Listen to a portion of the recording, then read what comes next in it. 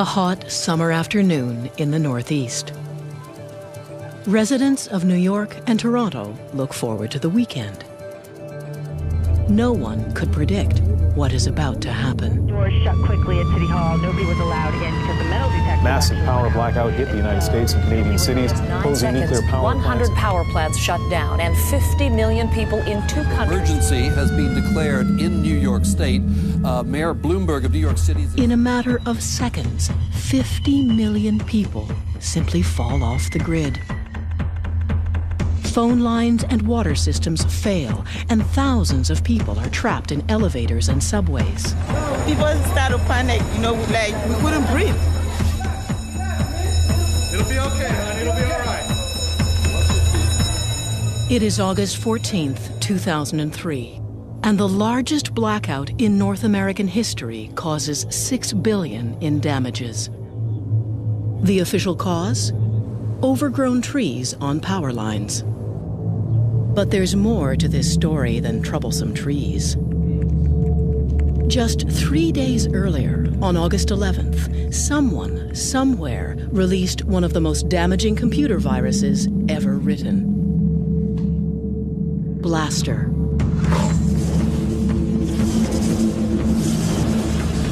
It was probably the biggest attack against the internet ever.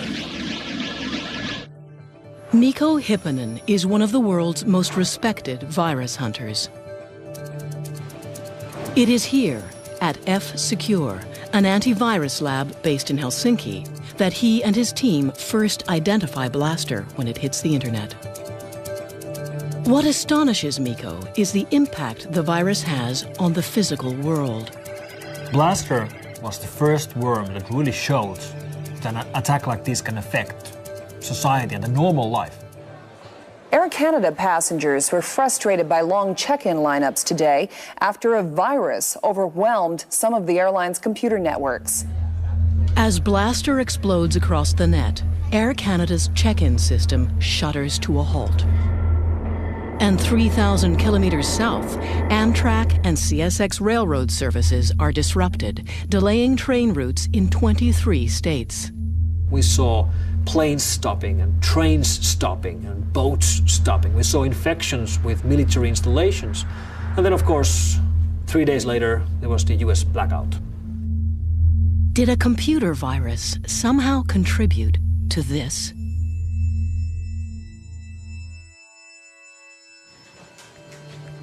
In the 21st century, most of us have had a run-in or two with a virus. They're usually the reason our computers act strangely or slow down. But Blaster was a new kind of threat. It used to be that viruses traveled the internet by piggybacking on other programs.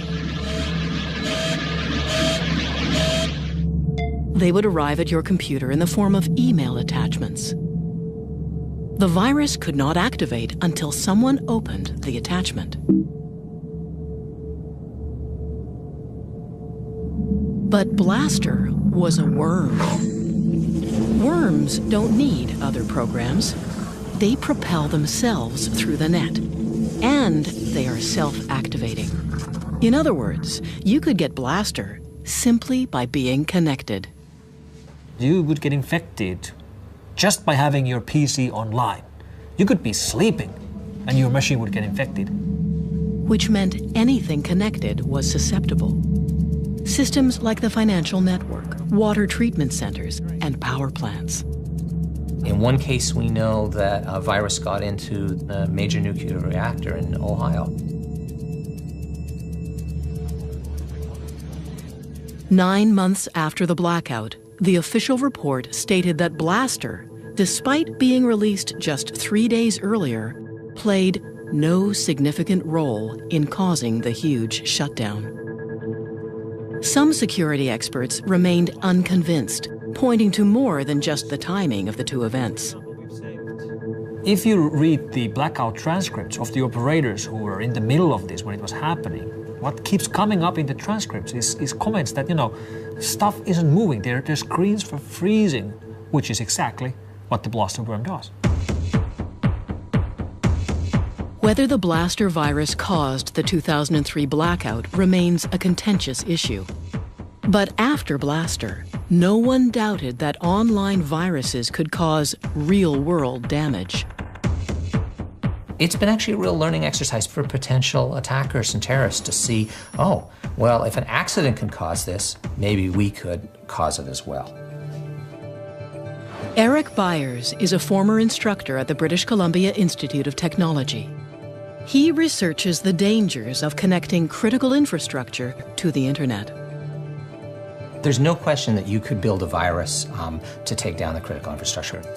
For example, our power systems, our water systems, our transportation systems.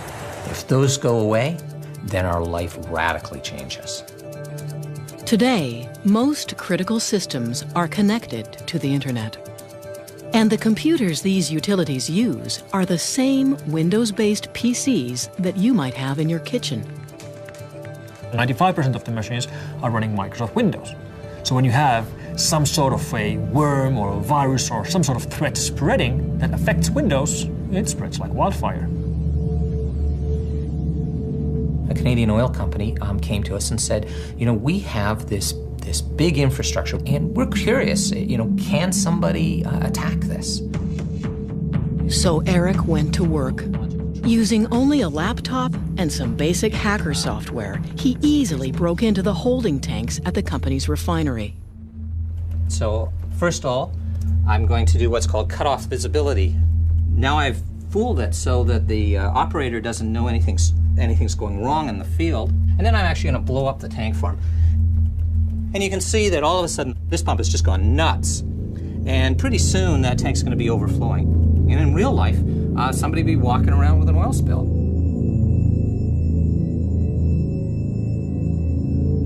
I wish that I could say, nope, all our critical infrastructure is secure, but it's not. If connecting power plants and oil refineries to the internet is putting them at risk, why not leave them unplugged? For business reasons, for business efficiency. Mary Kerwin is a security consultant and a columnist for the Globe and Mail. One executive interviewed said that he thought it was fine, it was worth taking the risk, so they'd have an edge on the competition by having these open and secure hookups between the utilities and the corporate network. The problem is, the internet was never designed to be secure. It was never actually built to do a lot of the things we're using it for right now. It was not meant to be an engine of commerce. It was not meant to hold your banking information. In the late 1960s, researchers began developing a network that could share information between computers. In the 90s, it went public and exploded. It was no longer just a handful of scientists on the internet, it was now anyone with a modem. When you have 25 people on a network, you can be pretty sure they're going to play well. But when you have a million people on a network, you can be pretty sure that somebody is not playing fair. There are no secure computers. There are no secure networks. Amit Yoran is the former director of cybersecurity within the U.S. Department of Homeland Security.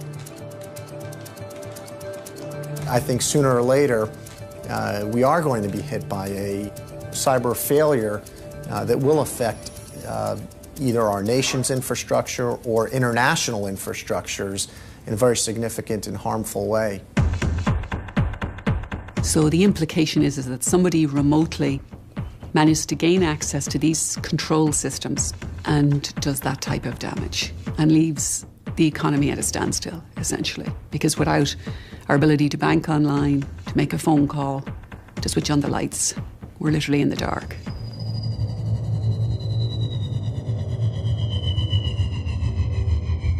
Like most viruses, Blaster had no specific target. Its damage was collateral, releasing it an act of cyber vandalism. Something a kid might do.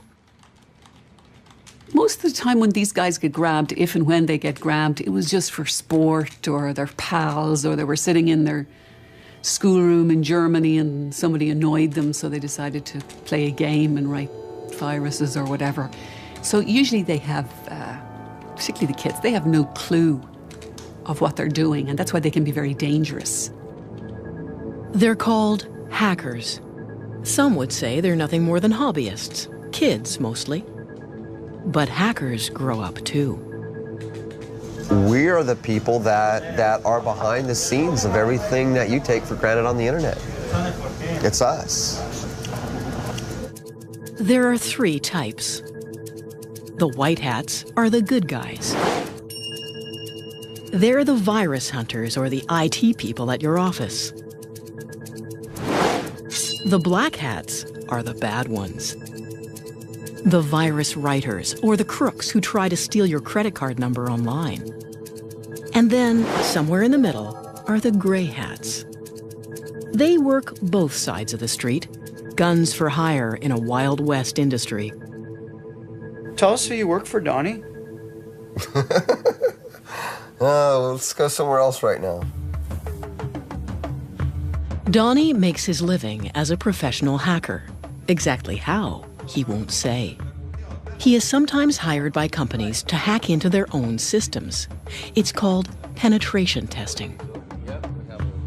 That's where you get permission to break in just as a real hacker would, but you are under a contract, and that's so that they can identify their security flaws and fix those security flaws before a bad guy really does.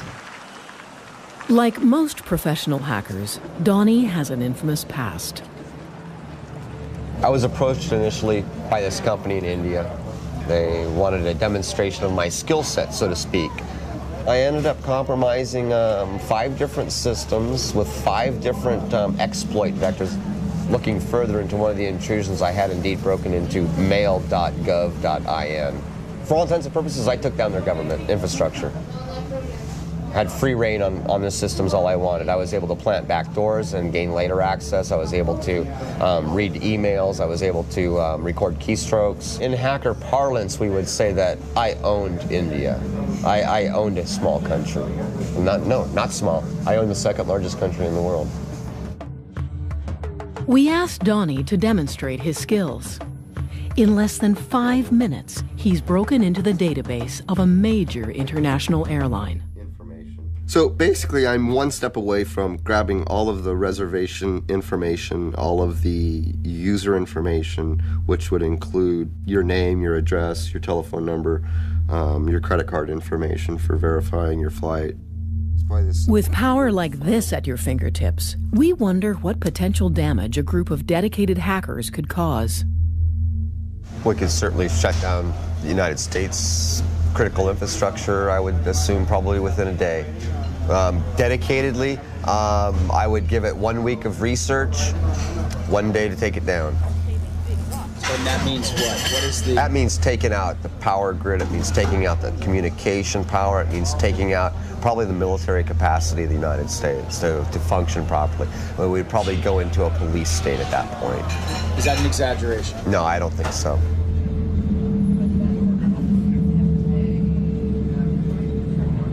Hacking is a growth industry. There are now books, magazines, and classes that teach hackers how to breach internet security. There are even hacker conventions. DEF CON, held every year in Las Vegas, is the largest. Can you imagine 7,000 hackers loose in the entertainment capital of the world? DEF CON isn't your average convention.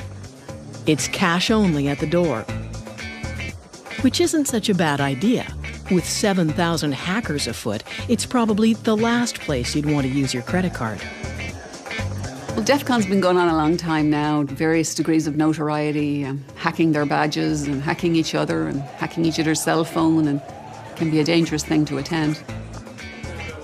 At DEF CON, you can learn how to pick a lock, electronic or otherwise, or how to hijack a digital billboard.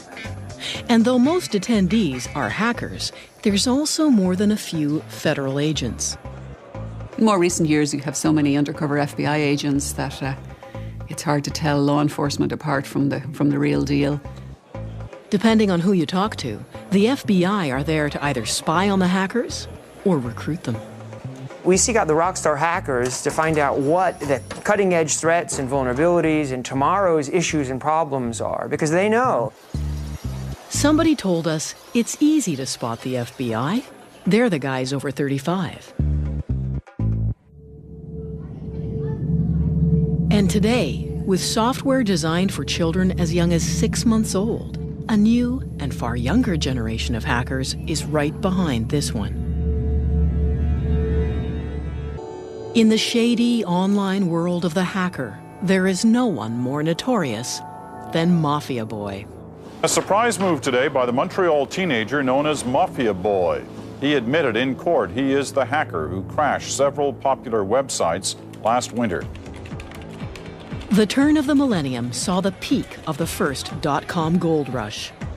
Internet giants like Yahoo, eBay, and Dell.com were doing hundreds of millions of dollars in online business every day. But in February 2000, these sites suddenly found themselves at the mercy of a 15-year-old kid. Michael Calce, aka Mafia Boy, a high school student from Montreal. My dad got me a computer when I was extremely young. I was 6 years old. It just, I don't know, it fascinated me what I could do with this machine. At 12, Michael was already a respected hacker. And by the time he was 15, he was asked to join what was then one of the most powerful hacker groups online. And I felt honored at the time. You know, we're talking about TNT Force. This was a big Russian hacker group that had a big foundation and serious programmers in it. As TNT's newest member, Michael was eager to show off his skills. He hatched a plan to destroy a rival hacker gang by building the ultimate online weapon. I'm going to make a new tool, something that is so powerful people have never seen before, and they're going to run for their lives and wish they were never hackers. But before he attacks his enemies, Michael must first test the weapon. He picks a target: Yahoo. To this day, the biggest, busiest, and most profitable website in the world. It really never entered his mind that one of the most important sites on the internet, one of the most valuable e-commerce companies out there, would actually get taken out by what he built. In the early morning hours of February 7th, 2000, Michael prepares his attack. He puts the weapon on a timer, thereby creating an alibi, and then heads off to his grade 9 classroom. So he's sitting in a classroom, the teacher's talking, and Mike isn't paying any attention because all he's thinking about is 3, 2, 1, it's launched. And at 10 a.m., what is still the largest internet attack in history begins. I got home, I was just dying to get on the computer and see exactly what the results were. And I realized it was more than successful when I got home because Yahoo.com was still down. Michael's weapon launched a direct assault on Yahoo computers. It was called a denial of service attack. Every time you access a website, you make a request from that site's computers. What Michael did was harness the bandwidth of dozens of larger computers, mostly from universities in the US. By turning them all onto Yahoo and making millions of requests every second, he crashed Yahoo's site. It's like if you call a pizza place and the phone is busy, it means that they're dealing with too many phone calls. Same thing. I bombard them with so many requests, they're just offline. Even today, there are very few defenses against this kind of attack. After seeing Yahoo collapse, Michael got a little carried away. CNN, Amazon, eBay, Dell, all multi-billion-dollar companies, all easily shut down by Mafia Boy. CNN was probably one of the biggest attacks because they lost 1,200 other sites when CNN.com went down. Everything linked to CNN just went poof with it. I started to realize I had something way more powerful than I could imagine here. I felt a sense of it before, but this was the moment I realized, you know, there's not much that can stop me here. The attacks made headlines around the world and sent shockwaves rippling through the new economy. You have a situation where the price of these companies that were hit, they take hits on the stock market. You have the Attorney General of the United States standing up and saying that we will get the ones who are responsible for this.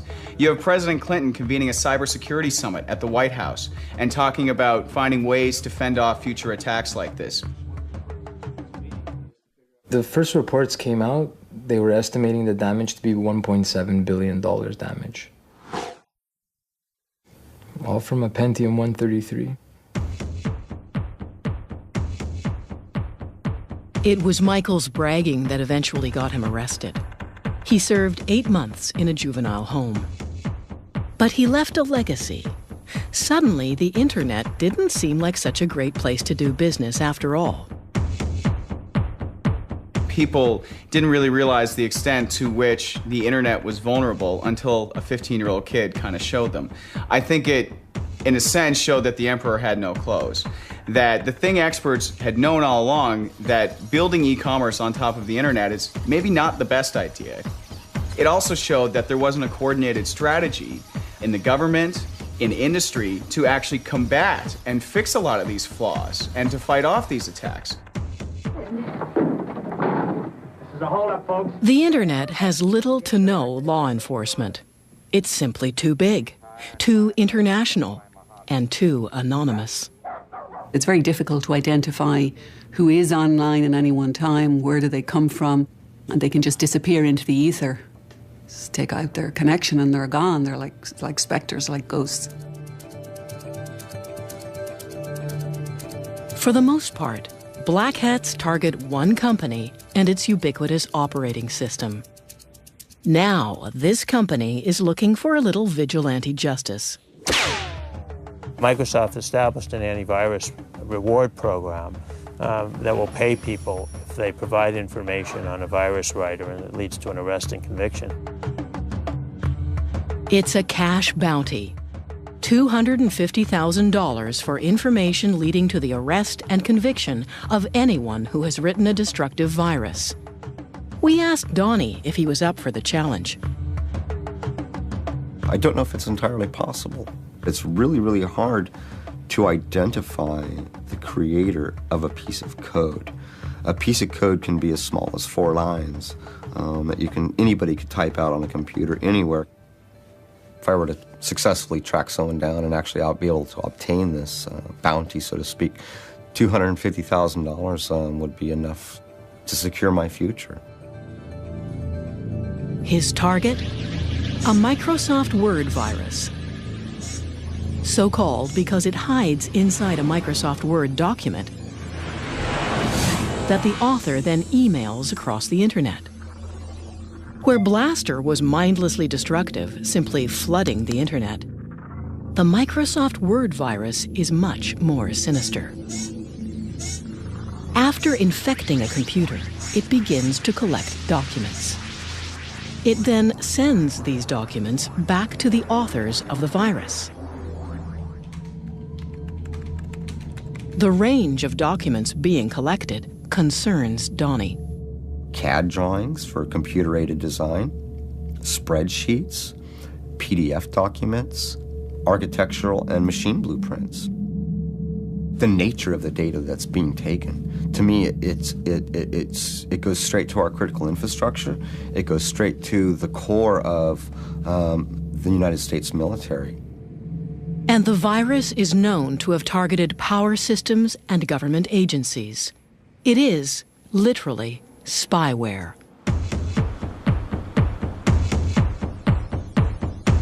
Donnie's first stop in his search for the authors is Russia, home to the blackest of the world's black hats. We may not be able to pull this off, but we can certainly try.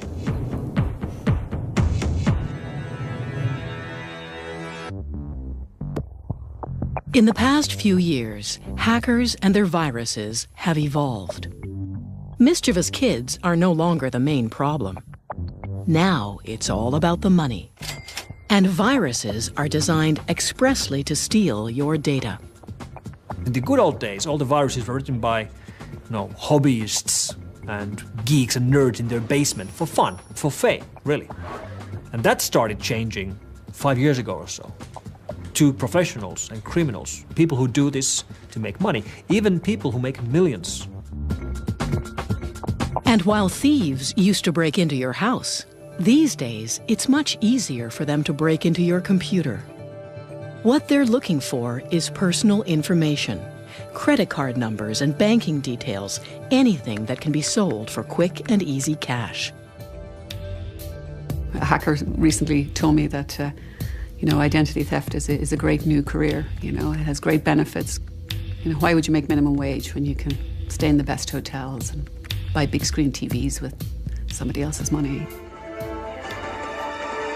Today, TJX announced the theft of millions of credit card numbers and other personal customer information.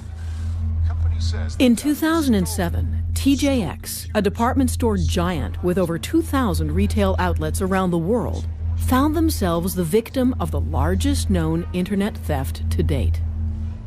Attackers broke into their systems, probably over an insecure wireless network, and basically had the run of their network as far as we can make out for as much as 18 months, maybe even a few years, we're not entirely sure. Hackers downloaded credit card numbers, millions of them. The exact figure will probably never be known. Initial estimates of the numbers of individual credentials was around the 45, 46 million mark. In more recent filings, we believe it may be as much as 94 million.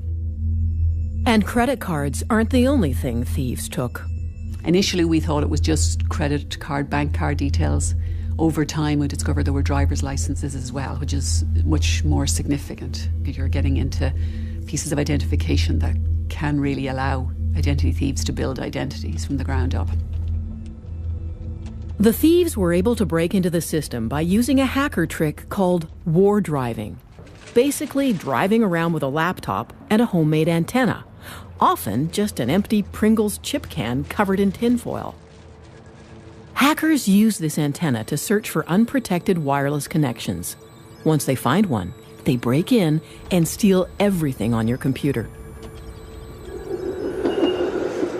I've known people who remain nameless who do this for fun, and what they're doing is trying to spot open wireless connections. And they will show you sometimes on their computers the number of, in some cases, Fortune 500 companies perhaps that may have open network connections. Finding open connections isn't difficult. Nowadays, they're almost everywhere. I've seen it in banks, at the airport all the time. You'll see the ticket counter have an open wireless port. Which makes catching the thieves almost impossible. Because they're wireless, the hackers are constantly in motion. The only way to catch one is in the act itself. Lowe's is a large retailer of building supplies with huge mega stores all over mostly the United States. And they recognized that somebody was hacking into their system. So they called in the FBI, who deployed a couple dozen agents in a store in Southfield, Michigan. And the agents, were so unaware of what was actually happening, they thought that somebody was walking into the store and plugging into a network connection in the wall. But an agent on the roof noticed that there was a beat-up old car in the parking lot with a Pringles can covered with tinfoil. And they said, maybe we should investigate that. And sure enough, the driver of the car was hacking into Lowe's in order to steal credit card information, which was then to be sold to Russian mafia in Detroit. Donnie shows us how quick and easy war driving is. In the past 5 minutes, the bell has gone off, looks like about 64 times. And what does that mean? 65. That means that we found an access point. So I'm connected to somebody's wireless right now. If we were, let's say, someone with malicious intent, now I'd be able to go to, whatever website or send emails so we can see that, leaving your wireless open is just another avenue of attack that a hacker could use. War driving isn't the only easy-to-learn hacker trick. Nowadays, the internet is bursting with hacker toolkits. These kits are essentially highly developed and highly illegal bundles of programs that allow even the beginner to become a junior cyber thief. If you're looking for a hacker's toolkit, you can just download them off the web. There's lots of them out there. They're easy to find. Most of them, in fact, many of the best are absolutely free. For example, there's some virus writing kits I was showing a little while ago. You basically select the type of virus you want to write, and it builds a virus. Nowadays, you don't need much skill to become a cyber criminal. You just need the software. I don't think that it's ever been easier to launch an attack that can cause damage or that can steal sensitive information. It's a Google search away. It doesn't make that person a hacker, but it certainly makes them dangerous. With the abundance of toolkits, you'd think you'd hear about cyber attacks more often. But some companies choose to keep that information to themselves. If you have a cyber incident, traditional best practice is cover it up, right? Don't tell anybody about it. Currently, there are few laws that force companies to disclose cyber criminal activity, and most organizations aren't that eager to make their customers nervous. They don't want their customers to know that 10 million credit card numbers got stolen. They don't want to have to disclose that. They don't want their stock price to take the hit. It's important for security researchers out there to be able to share data and to see how attacks are evolving. But if companies won't even admit they've been attacked, let alone show how it happened, how are we supposed to get better? It's a real problem. Once thieves have your information, they sell it to the highest bidder, often advertising it in a thriving online black market. That's the biggest development in internet security in the last 2.5 years. Has been the advent of markets for identities. In the black market, working credit card numbers go for as little as $1 each. There's sampling, just like there's in the drug trade, where they'll give you 10 to test, and then you test them. Oh, they're all good. I could actually get money out of them or buy something with them. And full identities, which can include social insurance numbers and addresses, sell for as little as $5. There's been cases where kids have made up to $150,000 in 6 months from various types of credit card fraud and phishing schemes and have gone on a spree of electronics buying. In the past few years, cybercrime has exploded. Some reports put it on a par with the drug trade. And a 2006 survey found it was more costly to businesses than conventional crime. And most of it comes from one place. When you think today about, what's this sort of country of hacking right now, I think most experts would point to Russia. A few years ago, the Russian mob, sensing a unique opportunity, went online. And why not? It was less risky than traditional crime, and the internet allowed the mobsters to go international. All they needed was a few programmers. You have actual organized crime in Russia recruiting promising young programmers and other technical people to work in a cybercrime syndicate. These Russian syndicates are responsible for the bulk of viruses and hacker exploits released onto the internet every day. It took 20 years to go from the very first viruses to 250,000 viruses. And that's where we were in the beginning of 2007. By the end of 2007, we were already at 500,000 viruses. So we effectively doubled the amount of all of the malware in one single year. Because of this, internet security has become a booming business. In the past few years, antivirus labs have sprung up all over the world. Kaspersky in Moscow is one of the biggest. We receive over 2,000 of new viruses, trojans and worms every day to this lab. In order to provide constant and non-interrupted protection, virus analysts have to work every hour, every day of the week. We have a special name for them. They're called woodpeckers. That's because they hammer their keyboards very fast.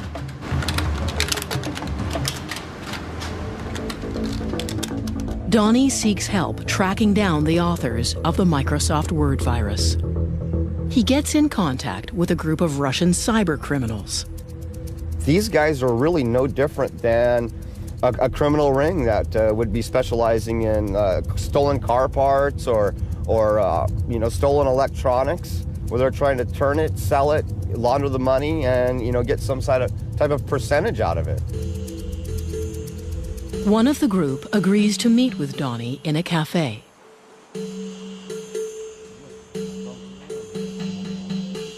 The Russian tells Donnie that he's part of a hacker crew that works primarily as carders. They steal credit card information and then sell it online.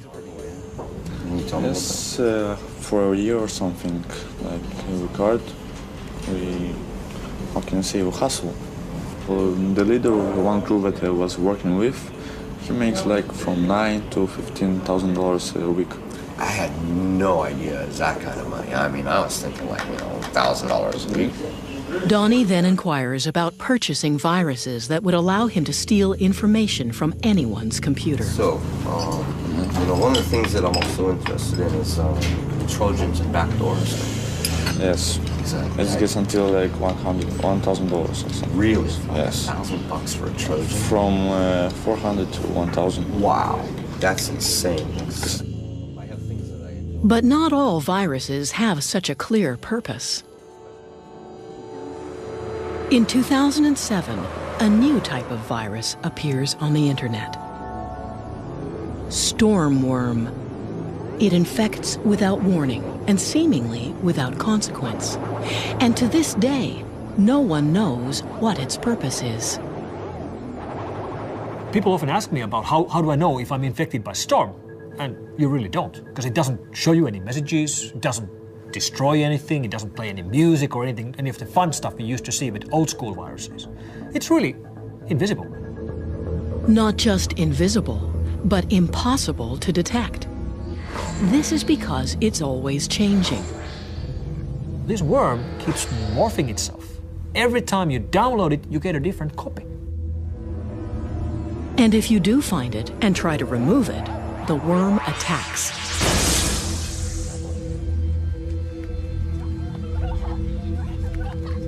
But the biggest reason Stormworm is making headlines around the world is that it turns a computer into a so-called zombie or robot. The author of Stormworm can then control your computer, now a zombie, remotely, without you knowing. The zombie computer means a computer which is no longer in control of its owner. The person who actually owns the PC doesn't see this. He thinks the PC works just fine, but there's someone else behind the scenes who has access to that machine and can do whatever he wants on that machine, over the network, any time of day he wants. The worm infects thousands of PCs, creating thousands of zombies. The author of the worm then links all of the zombies together, creating a robot network, or botnet. So the idea of these botnets is that characters who manage to get bad code onto your computer, they own your computer, they have, I like to call it the key under the mat. They can come back anytime they like. You don't know even that they're there. Once you have a botnet at your disposal, you can use the combined power of all these computers at the same time. So you can, for example, send an instruction that all of those machines start to send as much traffic as they can against one single website. That's a denial of service attack.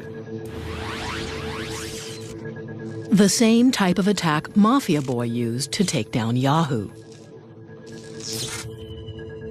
There are Russian botnet operators right now selling denial of service attacks launched from their botnets by the hour or by the day. What's unique about Stormworm's botnet is its size and sophistication. Experts estimate the number of linked computers to be in the millions. But still, no one knows this botnet's purpose. Estimates are that it alone has infected 50 million machines, and it has not been used for anything. So there's this hovering, literally perfect storm of potential attack. So the concern is that the Stormworm has created all these compromised computers that in themselves create a kind of almost a massive supercomputer. And that if very bad people have control of this, they may be able to do very bad things on a very, very big scale.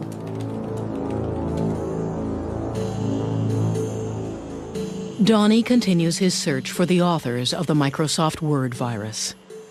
He asks his source if the Russians are involved. they're getting like CAD drawings and design features from companies like that are making like missiles, that are building like subcontractors for the army. It's a hack. We don't get into it of people that do it. So I don't know nothing about it. So you don't know anything about this Microsoft Word virus?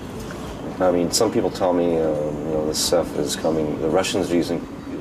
And China is, yes, they have the technology and they have everything. So they're the most people who get into hacking stuff like this. They're going for the big things. Big things. Yes.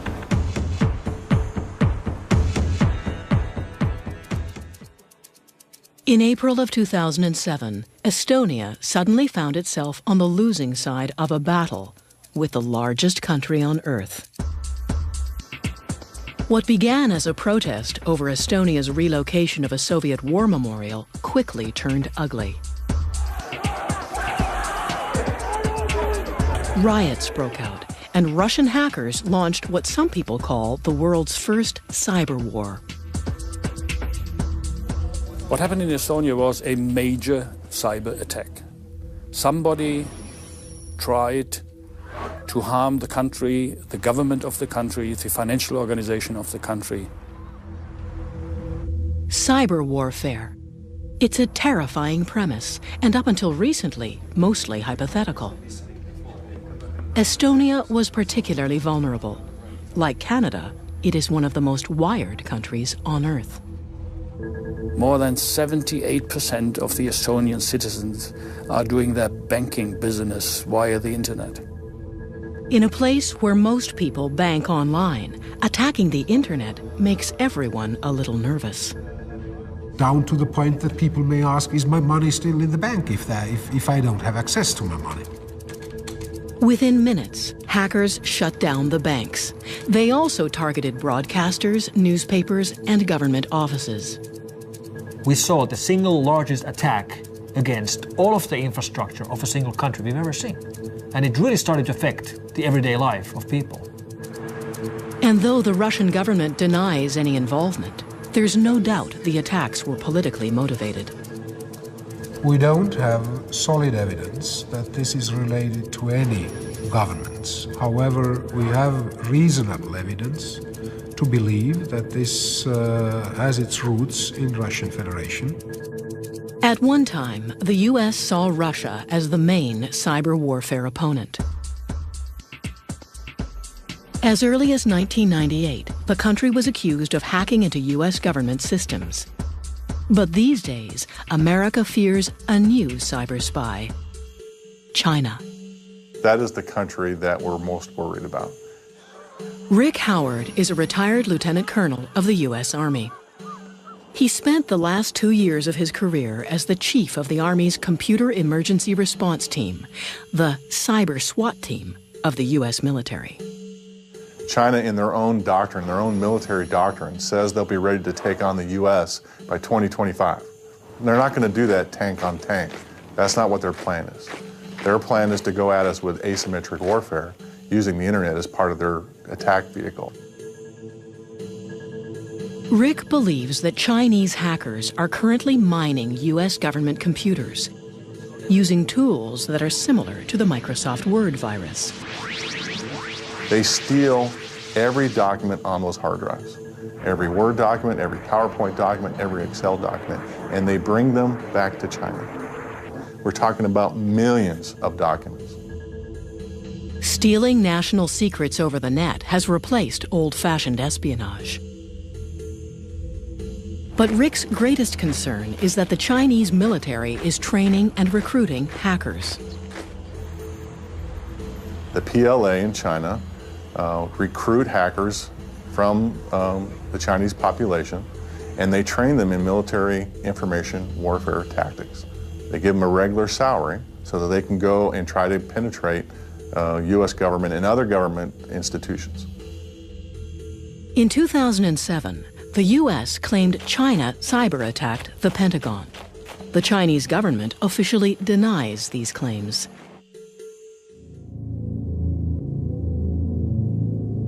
So how vulnerable are we to a cyber attack? And what exactly would it mean? The complete breakdown of financial health, traffic, air traffic, government, structure of a country. You have to concern yourself with the possibility of a digital Pearl Harbor. I think there's always the possibility that a rogue terrorist group were to have a very significant denial of service attack.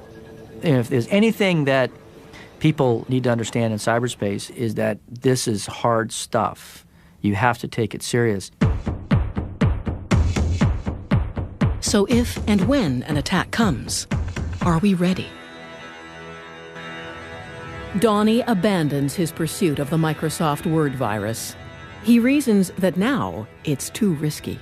We're not just looking at black hat hackers, we're not looking at kids, we're not looking at script kiddies, but we're really looking at a coordinated effort sponsored by the Chinese government against not only the United States, but the West in general. He's not as interested in collecting the bounty as he once was. The percentage of it being successful is really low, in my personal opinion. And like a true gray hat, he's already onto something else. So, who are you working for now, Donnie? Not going to comment on that. Fair enough.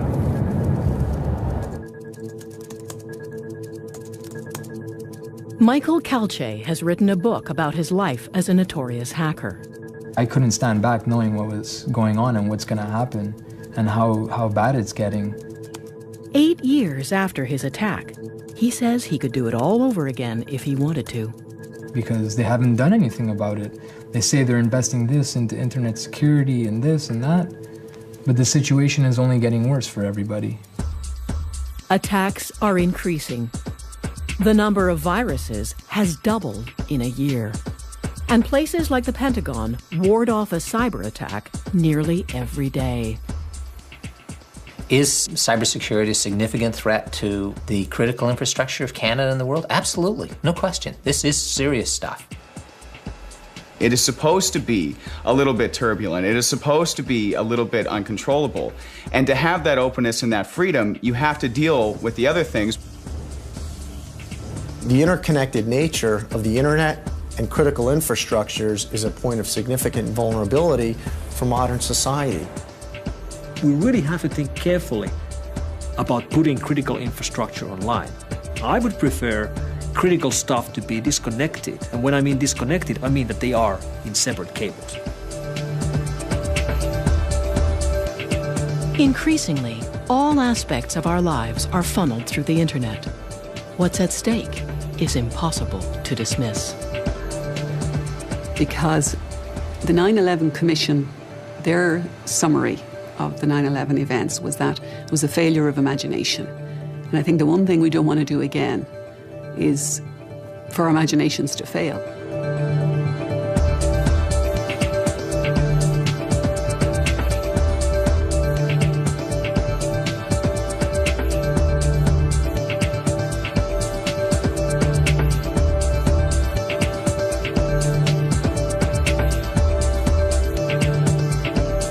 Join us next week for a documentary about terminal illness and the right to die in The Suicide Tourist next Thursday night. And tomorrow, the old school cop is back to investigate a murder that points to the IRA while dealing with a shady character from Special Branch. Martin Shaw stars in George Gently, 8:30 tomorrow night on ABC 1.